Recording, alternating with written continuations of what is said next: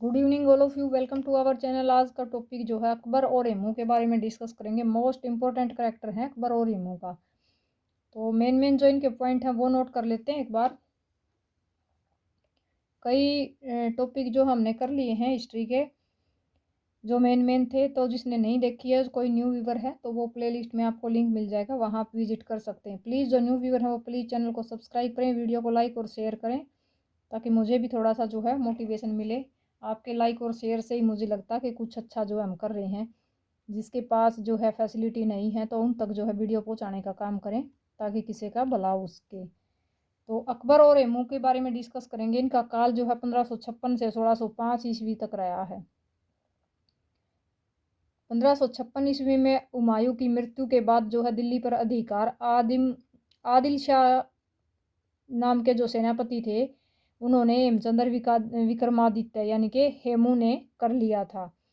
तो 1556 ईस्वी में जो है हुमायूं की मृत्यु हो गई थी। एक नंबर का क्वेश्चन। और दिल्ली पर अधिकार जो है उस टाइम किसने कर लिया था? आदिल शाह नाम का कोई सेनापति था, हेमचंद्र विक्रमादित्य, जिसको जो है हेमू नाम हेमू नाम से पुकारा जाता था। तो हेमू का पूरा नाम पूछ सकते हैं तो क्या है? हेमचंद्र विक्रमादित्य। और हेमचंद्र विक्रमादित्य का जो है शॉर्ट नेम पूछ सकते हैं तो वो क्या हो जाएगा? हेमू था। जो रेवाड़ी का जागीरदार था। तो रेवाड़ी का जो है जागीरदार था। अकबर का राज्याभिषेक 1556 ईस्वी में पंजाब के कलानौर नामक स्थान पर उसके चाचा बैरम खां के संरक्षण में हुआ था। राज्याभिषेक यानी कि राज तिलक जो है 1556 ईस्वी में हुआ था, और पंजाब के कलानौर नामक स्थान पर उसके चाचा बैरम खां के संरक्षण में, यानी कि चाचा ने उसका राज्याभिषेक करवाया था अकबर का। 1556 में पानीपत के दूसरे युद्ध में अकबर का जीतना दैवीय संयोग था। यानी कि 1526 में जो है पहला हुआ था पानीपत के तीनों युद्ध मोस्ट इंपोर्टेंट है। पहला 1526 में हुआ था और दूसरा जो है 1556 ईस्वी में हुआ था। पानीपत के दूसरे युद्ध में अकबर का जीतना दैवीय संयोग था। यानी कि दूसरे युद्ध में जो है अकबर की जीत हुई थी और हेमू का जो हारना बहुत बड़ी दुर्घटना थी। तो किसके बीच हुआ था? अकबर और हेमू के बीच पानीपत का दूसरा युद्ध हुआ था। कोई पूछे तो, अगर हार पूछे तो हेमू की हार हुई थी और जो अकबर है उसकी जीत हुई थी। उसके बाद जो है बैरम खान ने अकबर ने जो है 1556 ईस्वी से लेकर 1560 ईस्वी तक 4 वर्ष अपने चाचा बैरम खां के संरक्षण में काम किया। यानी कि राज तिलक के बाद जो है 4 साल तक अपने चाचा की पूछताछ में, उनकी देख रेख में जो है कार्य किया, शासन किया। 1560 में अकबर ने बैरम खां को लाहौर भेज दिया, जहाँ से हज की यात्रा पर बैरम खां की हत्या कर दी गई। अब जो है राजगद्दी ऐसी है, पीछे भी करते आए हैं, जैसे हमने देखा कोई भी इतिहासकार जो है पुराना जो शासक है, किसी ने भाई की कर दी, किसी ने जीजा की, किसी ने साले की, किसी ने पिता की हत्या कर दी, तो उसी टाइप से जो है अपने चाचा को लाहौर भेज दिया था अकबर ने। हज की यात्रा पर जो है बैरम खां की हत्या कर दी गई थी। वहाँ उसकी विधवा पत्नी सलीमा बेगम ने सलीमा बेगम से अकबर ने विवाह कर लिया। उसकी जो विधवा पत्नी थी तो उससे जो है अकबर ने, यानी कि अपनी चाची से शादी कर ली। अकबर ने अपने समय पर निम्न कार्य किए। 1562 में सती प्रथा पर रोक लगाई चाची से शादी करके, और 1562 ईस्वी में जो है अब कार्य जो है उनके क्या रहेंगे? 1562 में सती प्रथा पर रोक किसने लगाई? तो अकबर ने। एक नंबर का क्वेश्चन पूछ सकते हैं, अपनी चाची से शादी, कुछ भी घुमा फिरा के। चाची से शादी करने वाला कौन सा शासक था? तो अकबर था। उसके बाद जो है नेक्स्ट ईयर 1563 में अपने गुरु मईनुद्दीन सलीम चिश्ती के लिए जो है उन्होंने फतेहपुर सिकरी नाम का शहर बसाया, उसका जो है महल बनवाया। तो फतेहपुर सिकरी जो है किसने बसाया था? सलीम चिश्ती के नाम से बसाया था। तो अकबर ने ही जो ये शहर जो है बसाया था। 1564 में जजिया और जकाल करों को समाप्त कर दिया। यानी कि पुराने टाइम में जो है 2 टाइप के कर हुआ करते थे, तो जजिया और जकात बोलते थे उन करों को, तो उनको जो है समाप्त कर दिया था। 1565 ईस्वी में आमेर के राजा भारमल पर आक्रमण किया। वह उसकी बेटी जोधा उर्फ मरियम उजमानी से विवाह किया। अब जो है 1500 जैसे ये कुछ काम करके सती प्रथा पर रोक लगा दी। एक जो है अपने गुरु के नाम से फतेहपुर सिकरी नाम का शहर बसाया, और उसके बाद जो है जजिया और जकात का समाप्त कर दिए। उसके बाद जो है आमेर के राजा बारमल पर आक्रमण किया और उसकी बेटी जो है जोधा उर्फ मरियम उजमानी से विवाह कर लिया। अब जो है उसकी बेटी से शादी कर लिया। 1569 ईस्वी में जो है सलीम चिश्ती के महल में सलीम नामक लड़के का जन्म हुआ। 1569 ईस्वी में सलीम चिश्ती के महल में सलीम नामक लड़के का जन्म हुआ। 1575 में मुस्लिम धर्म की मंत्रणा के लिए मजहरनामा नाम की बैठक बनवाई गई। तो 1575 ईस्वी में जो है मुस्लिम धर्म की मंत्रणा के लिए मजहरनामा नाम की बैठक बनवाई। और 1576 ईस्वी में जो है हल्दी घाटी के युद्ध में अकबर ने महाराणा प्रताप को हराया। तो हल्दी घाटी का युद्ध मोस्ट इम्पोर्टेंट क्वेश्चन है, कई बार एग्जाम में पूछ लिया जाता है। तो हल्दी घाटी का युद्ध जो है कब हुआ है, तो 1576 ईस्वी में हल्दी घाटी का युद्ध हुआ है।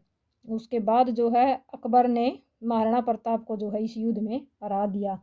तो अकबर की जो है जीत हुई है। और जैसे पानीपत का द्वितीय युद्ध था वो भी अकबर ने जीता है, और हल्दी घाटी का युद्ध है तो वो भी जो है अकबर ने जीता है। महाराणा प्रताप जो है इस युद्ध में हार गया था। उसके बाद जो है कुछ नेक्स्ट पॉइंट और देख लेते हैं हम 1 मिनट के लिए।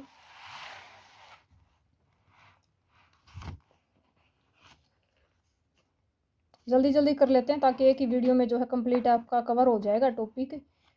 तो उसके बाद देखिए 1576 ईस्वी में हल्दी घाटी का युद्ध था। तो नेक्स्ट ईयर ठीक 1577 ईस्वी में उसने जो है गुजरात पर पहली बार समुद्र को देखा।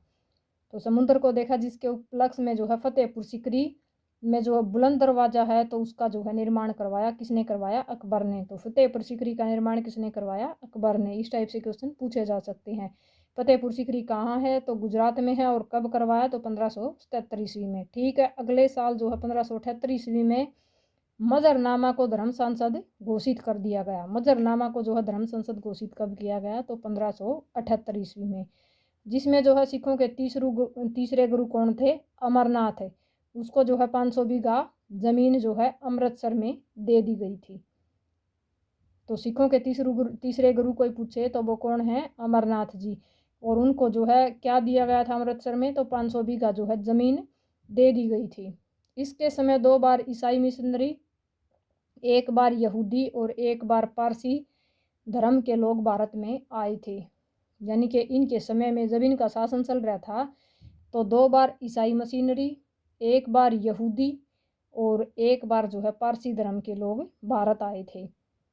अब 1582 ईस्वी में अकबर ने दीन ए इलाही धर्म चलाया। 1500 अब दीन ए इलाही धर्म जो है किसने चलाया? तो अकबर ने चलाया। और कब चलाया? तो 1582 ईस्वी में। उसके बाद 1583 ईस्वी में जो है इलाही संवत नाम के कैलेंडर चालू किए गए। पहले दीन ए इलाही धर्म चालू किया, उसके बाद जो है उसी धर्म के कैलेंडर चालू करे गए। उसके बाद जो है 1587 ईस्वी में अनारकली को जिंदा दीवार में चिनवा दिया गया। लेकिन वो सब क्या था? दिखावा था। वो जनता की नज़रों में चिना गया था। अदरवाइज जो है पीछे के रास्ते से अफगानिस्तान भेज दिया गया था। किसको? अनारकली को। तो 1587 ईस्वी में जो है अनारकली को जिंदा दीवार में जो है जनता की नज़रों में दीवार में चिनवा दिया था, लेकिन वो जो है अफगानिस्तान भेज दी गई थी। तो ये बात कब की है? 1587 ईस्वी की। अब 1588 ईस्वी में जो है सलीम का विवाह मोटा राज की बेटी जगत गोसाई से कर दिया गया था। 1588 ईस्वी में जो है सलीम का विवाह मोटा राज की बेटी जो थी जगत गोसाई से करवा दिया गया था। उसके बाद जो है अकबर के दरबार में 9 रत्न थे। अब सलीम का जो है विवाह हो गया है, किससे हुआ है? मोटा राज की बेटी से जो जगत गोसाई है। अकबर के दरबार में जो है 9 रत्न थे। तो 9 रत्न के बारे में हम एक बार और देख लेते हैं, कई बार पूछ लिया जाता है अकबर के दरबार के जो है 9 रत्न। तो पहला है प्रधानमंत्री, जो बीरबल था, जो पहला और आखिरी था। हिंदू राजा था जिसने दीन ए इलाही धर्म की स्थापना की। तो दीन ए इलाही धर्म की स्थापना की थी और पहला जो है हिंदू राजा था। उसके बाद नंबर 2 है दीवान। तो दीवान जो है उस समय कौन हुआ करता? टोडरमल, जिसने फारसी भाषा की मनसबदारी प्रथा को भारत में लागू करवाया। यानी कि फारसी भाषा को जो है भारत में लागू करवाया, मनसबदारी प्रथा को लागू करवाया। तीसरा है संगीतक। कौन था? तो संगीतक जो है अकबर के दरबार में कौन होया करता? तानसेन होया करता। प्रधानमंत्री बीरबल होया करता और दीवान जो है टोडरमल। कई बार पूछ लिया जाता है अकबर के दरबार में संगीतज्ञ कौन होता है, तो मोस्ट इम्पोर्टेंट क्वेश्चन है तानसेन होया करता है, दीवान जो है टोडरमल। इन दोनों क्वेश्चनों में से कई बार एग्जाम में आ चुके हैं। उसके बाद जो है जिसने मिर्जा की टोडी, मियाँ का मल्हार राग व कई फेमस राग जो हैं उन्होंने गाए हैं, मियाँ का दीपक राग आदि लिखे हैं। तो संगीतज्ञ ने जो है मियाँ की ठोडी, मियाँ का मल्हार और मियाँ का दीपक राग जो है लिखे हैं।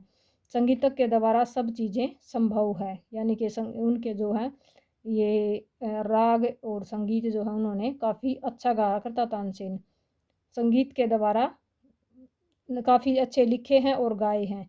उसके बाद जो है शिक्षक, तो उस टाइम जो है शिक्षक कौन था, अब्दुल रहीम खान ए खाना। अकबर के दरबार का जो शिक्षक है तो वो था अब्दुल रहीम खान ए खाना। कवि कौन था, कवि फैजी था जिसने लीलावती गणित लिखा है। फैजी नाम का कवि था और उसके जिसने क्या लिखा है, लीलावती गणित लिखा है। सलाहकार कौन था, अबुल फजल जो है अकबर के दरबार का सलाहकार था जिसने अकबरनामा लिखी है। तो अकबरनामा किसने लिखी है, अबुल फजल ने। 1 नंबर का मोस्ट इंपॉर्टेंट क्वेश्चन है, कई बार एग्जाम में आ चुका है। रसोईया, हकीम हुकाम जो है रसोईया था, हकीम हुकाम याद रखना भाई। सेनापति कौन था, तो मानसिंह था जो जोधा का भतीजा था। और मुल्ला कौन था, मुल्ला जो है दो प्याजा नाम का आदमी था, तो वो जो है अकबर के दरबार का मुल्ला था। अब देखिए प्रधानमंत्री, एक बार क्विक रिवीजन ले लेते हैं मोटी मोटी बातों का, ताकि आपको जो है ध्यान। नौरत्न से कई बार एग्जाम में 1-2 चीज़ें पूछ ली जाती हैं, जैसे सेनापति हो गया मानसिंह, और संगीतज्ञ दीवान, और यही जो है इम्पोर्टेंट है एक जो है संगीतज्ञ। 3-4 हैं, बाकी याद आप सभी कर लेना, पता नहीं क्या पूछा जाए।